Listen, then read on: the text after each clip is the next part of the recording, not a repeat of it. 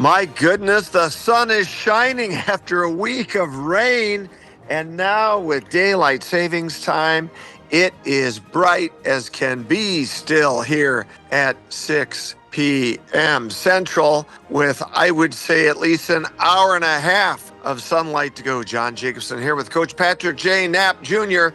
and our great engineer, Sean Torres, on the mighty blowtorch of the East Central Plains of Kansas. KOFO 1220, 103.7 FM, your KOFO home and away voice of the Kansas City Royals, not even a month away from opening day. Also your voice of the Ottawa Braves and a lot of Ottawa Cyclones and surrounding high school basketball tournament play. We've been covering our next door neighbor, Wellsville. They are on to state. We will have their next game here at state.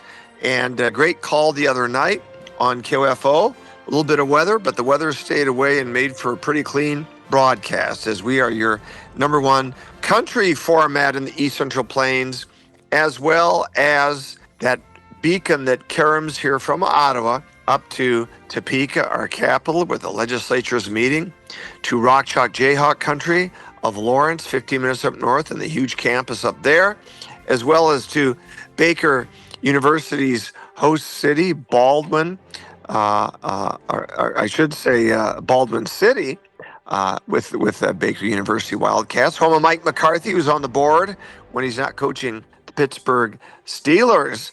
And we're heading out also, as we said, to Wellsville and Williamsburg and Linden and Princeton and Paola and Osawatomie and Osage and Gardner and Garnett, and of course here in Ottawa. And we want to thank our sponsors on the Jacobsen Group tonight, Jim and Cindy Jandron, both at Midwest Renewable Energy, LLC. Energy for a strong America. It's lean, it's clean, it's green, it is renewable fuels, it is ethanol, and it keeps us from not having to worry about the Straits of Hormuz. We are energy independent, guys, in large part because of this great revenue vector that's come to our farm families through ethanol, and also we keep in charge of our own food supply, which makes us Fortress America and safe from worrying about having to tap our food supply from others. Also, thanks to Jim and Cindy Jandron for sponsoring that great enterprise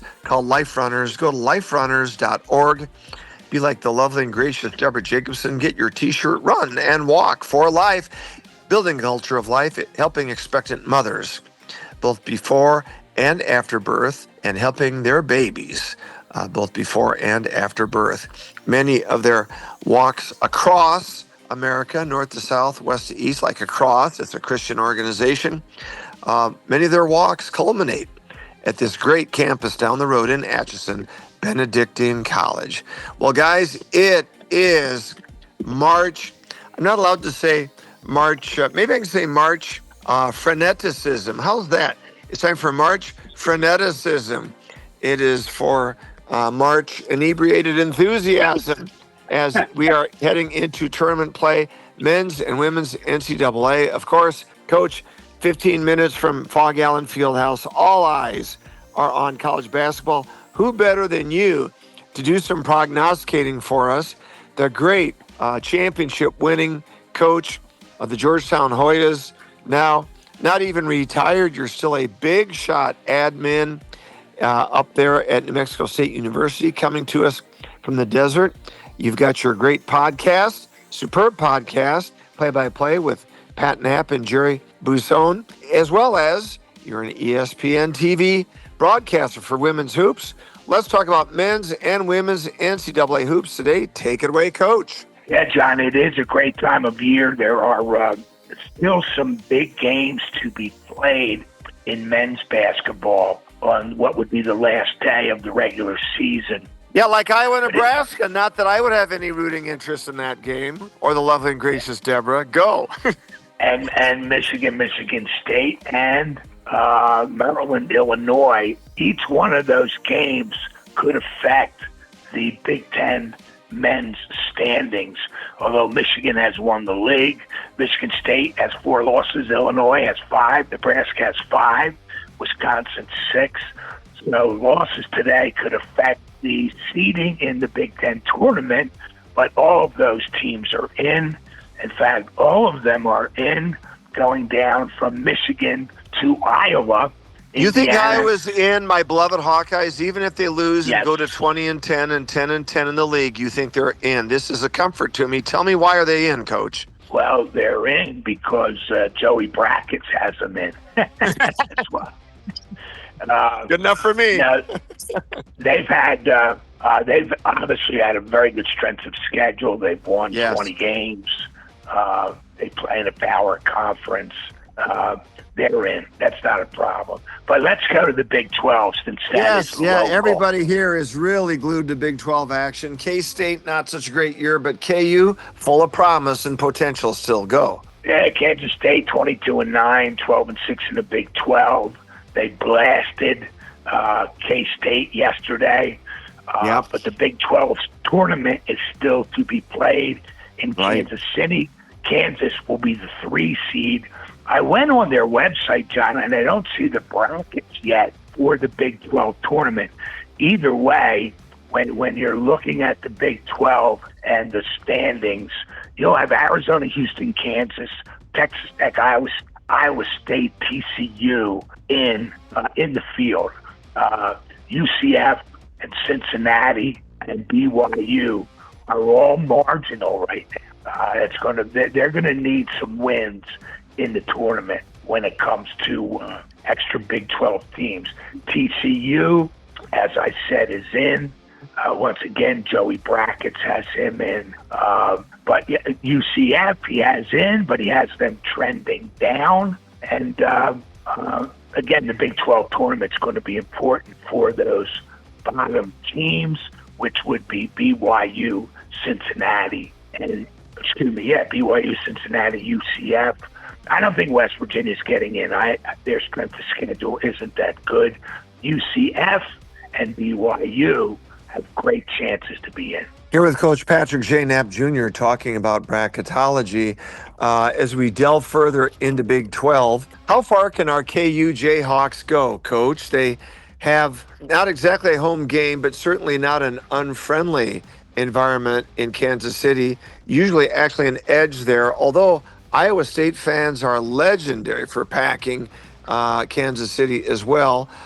Any portends or crystal ball prognostications for the Big 12 tourney and how that could shake up ultimate big dance seeding, Coach? Yeah, I think Kansas is looking forward to the Big 12 tournament, John, because they've been up and down recently in their last 10 games. Yeah. Darren Peterson last night against K-State scored 27 points in 29 minutes. He did not score via the 3 ball. He took the ball to the basket and went to the free throw line. I believe he went 1 for 5 from 3. But I think this tournament will produce momentum for them that they really haven't had in their last 10 ball games. They are seeded 4th in the Southern region. They're with Florida.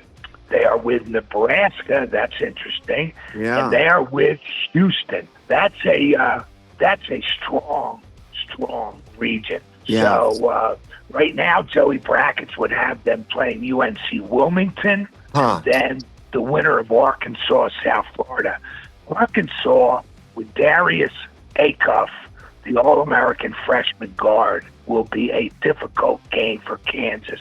But it'll be a matchup of Acuff and Peterson, both who are projected to be in the top 8 or 9 draft picks in the NBA. Wow, here with Coach Patrick Knapp. You're listening to the Jacobsen Report here on KOFO, sponsored by Life Runners, liferunners.org. Get on liferunners.org, get your T-shirt, help run and walk for a life, building a culture of life, helping expectant mothers and their babies, both before and after they are born, as well as the good people at Midwest Renewable Fuels, LLC, out of southeastern Nebraska. Ethanol, renewable fuels, helping keep America energy independent, helping keep revenue vectors for our farm families, and keeping our food supplies safe. Coach, it's such a fascinating time of year, And the thing about basketball that is so fun is there are, at least in the past, still Cinderella stories. Coach, have we left the era, though, of there being an ability to have Cinderella stories with all the NIL and the portals? Are we really locked in to 8 to 12 teams and 8 to 12 only that can really go far in the tournament? Or are there still some sleeper Cinderellas out there? Coach, your take. Well, I think the Cinderellas are fading from the tournament. And just as one example, Joe Lenardi, and again, for our fans out there, these brackets are projections right now, today, March 8th. They're going to change. But he's got Auburn as the last team in, and they're 15-14, I believe. Wow. There's no way. There's no way. They play a great schedule, but they lost during that schedule. Yeah. So the sleepers right now, John, for the men, Utah State is an 8 seed. They're highly touted. So is St. Louis, who could win the Atlantic 10. Wow. The other ones would be Santa Clara, who's playing very well in the West Coast Athletic Conference. VCU, my friend, watch them. My good friend Phil Martelli, ex-St. Joe coach, his son coaches that team. They won a big game at Dayton on Friday night. They will be in the tournament whether they win the Atlantic 10 or not. I don't think Miami is Miami of Ohio, that is. I do not believe they are a sleeper that'll do damage. But I do believe at 31-0, they deserve to be in the tournament whether they win the match or not. St. Mary's is always, again, a mid-major sleeper, but they are evaporating, John. There's no doubt about it. That's why I do not want the tournament to be expanded, because if it is expanded, they'll put 13 SEC teams in, 12 Big Ten teams in, and you go down the list. We don't want that. We don't want that. I agree. I completely agree. Coach, just a segue here. How do you prep a team to peak at the right time of year? You've done this with your own championship teams. Some coaches have that ability. Lou Holtz, God rest his soul, was a great motivator. We've had many, many great coaches as motivators. And Coach, what did you do to get your team psyched so that they would peak at the right time of year? Some teams putter out, but this is the time to really cascade. And as you said, with the tournament upcoming, KU needs to get some good big momentum. How did you build that psychologically? How did you build that from a practice regimen for your teams? Well, it's important that you mentioned practice. If you are healthy, you shorten practices and you stretch out your lineup and your substitutions, and you give more people minutes as you get late into February. Now, again, you have to be able to solidify your position in your conference. For instance, the year that we won the Big East, we had some major big games at the very end of the year. Matter of fact, we had Miami and UConn back-to-back. Miami was a 4-overtime win for us. Wow. The game at UConn was obviously a necessity. Yep. Then we beat St. John's at home. We knew we would beat them at home. So we had big games at the very end that we could not escape. But you get into a league like the Big 12, where from top to bottom, BYU, Iowa State, Texas Tech, Kansas, you can go on, Arizona, Houston. You have no rest. You have no respite. You have no freebies. And so these guys have to be very careful with health, recovery, practice time, and then how do you handle the tournament? How do you handle the Big 12 or the Big 10 tournament? You go all out and win it, and then go into the NCAA tournament, dragging. What do you do? Every coach has to measure that. Exactly. Here with Coach Pat Knapp, John Jacobsen here, along with Sean Torres in studio on this beautiful Sunday evening. The sun is out, and it's out later than ever. And spring has really de facto sprung here, which is great news. Coach, we've got 5 minutes and change left. Let's talk about the women's bracketology. A lot going on there, a lot of excitement. Yeah, UConn is the number one overall seed. They are blowing away everyone in the Big East. Richmond is the last team in. South Dakota State is the first team out. These are the brackets created by the Joe Lenardi wannabe Charlie Cream, who does the same thing for ESPN. Texas plays South Carolina today in the SEC championship. If they win that, they'll be the number 3 overall seed. They will not leave the state of Texas until the Final Four if they win the SEC today. Wow. So the Longhorns, South Carolina, UCLA, and UConn are the top 4 seeds, indisputable. Who then are the upset darlings? Maybe TCU, a number 2 seed, maybe, which is a high seed, by the way. But I don't see LSU, TCU, Vanderbilt. I don't see them beating these top 4 seeds. As a matter of fact, I see them as eligible to be knocked off themselves. I have to say this, John. There are more Cinderellas on the women's side in the last 10 years. As on the men's side, they're depleting. It's very interesting. Coach, can you believe that your championship girls are now in their early to mid 50s? One of your former Big East champions that did that deep run in the NCAAs with you is 53 years old today, a gal we know as Jen Neal. And time flies, Coach. And also, sometimes it flies, sadly, by too fast. I do mourn the loss of Coach Lou Holtz, the great, so many different teams, but Notre Dame, the pinnacle, a valiant fight, age 89, a great sense of humor.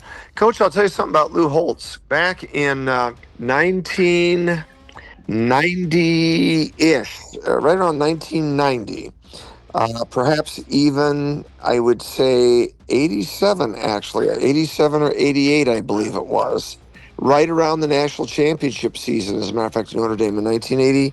It was right around 1987, 88. My maternal grandfather,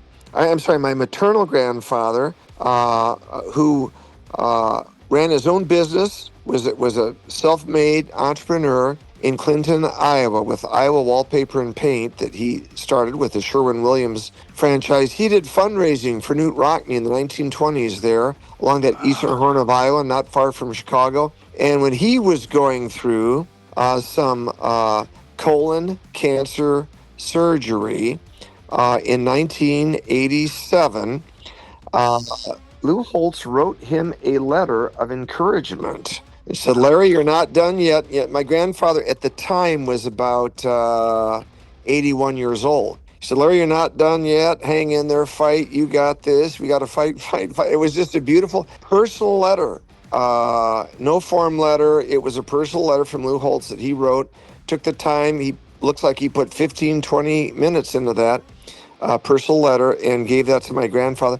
My grandfather rallied and went on to live another 5 years. And I always appreciate that about Coach Lou Holtz.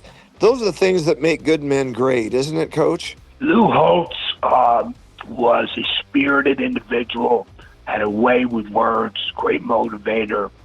I was at Notre Dame when Jerry Faust was there, and Notre Dame was in the doldrums. And he came in and within 3 years won a national championship. But I'll tell you what I remember about him the most, John. He had a team at Arkansas, and I believe they went to the Sugar Bowl. Yes. And he suspended several starters to the game for breaking the rules. Yes. And they won the game. Yeah. They won the Sugar Bowl. He stuck to his principles. Yep. And he did that later in life. To think that someone would be demeaned and criticized for just speaking his mind, right? Who he voted for, right? What his political beliefs were. The man never firebombed a police station. The man never protested in downtown New York. He never did. He never protested anywhere that was derogatory or damaging. He just spoke his mind about what he believed.